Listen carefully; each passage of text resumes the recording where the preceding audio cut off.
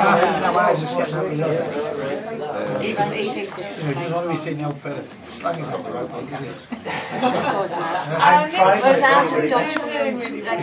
Our next wine tonight is we're going across to Penedès, so we're close to Barcelona, and our wine's called Mas La Plana. You may have heard of it before. It's made by a company called Torres.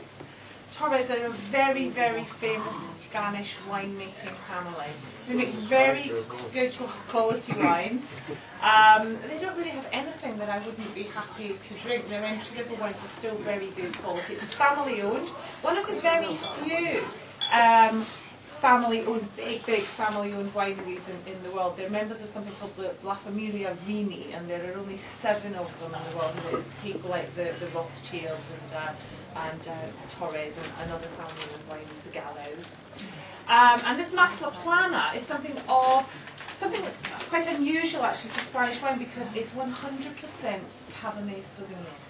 It's a single vineyard wine, Cabernet Sauvignon. Now the wonderful thing about Cabernet Sauvignon in this climate is that within Penedès there are 3 very distinct climatic zones. There's lower Penedès close to the sea, where it's really quite warm, and you'll find Shiraz and Garnacha and Monastrell planted there.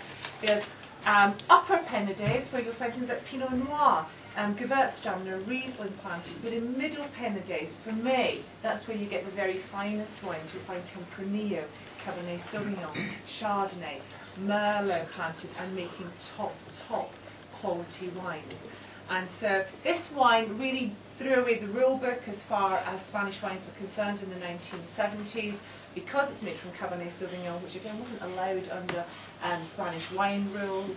And also at the Spanish Olympiad, the Wine Olympiad, in Paris in 1979 in a blind tasting, it beat Chateau Latour.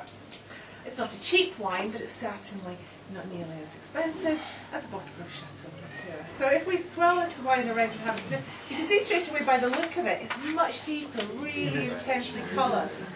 It's a 2005 vintage, but it's still a baby, because if you tip your glass to 45 degrees and have a look at it, can you see how purple that colour is? And that's telling us that the wine is still very youthful. It's still got a long time to mature. I'm trying my best. Use it. Still immature. Go on your side, Steve. Just have to get your bigger teeth. And then if you swirl it around and have a sniff, you get that really distinct aroma of black currant, which tells you that it's Cabernet Sauvignon.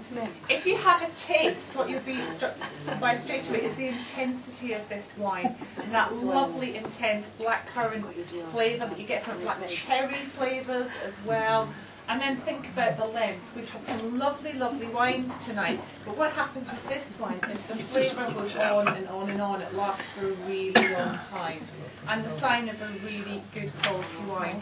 So we're going to try this wine. Again, you wouldn't think of trying this wine on its own. It absolutely needs food, and so we're going to have this with some lamb tonight and with some mashed potatoes laced with that other fabulous Spanish invention, some sherry, so sherry mashed potatoes, and some lamb, and we'll see if that works.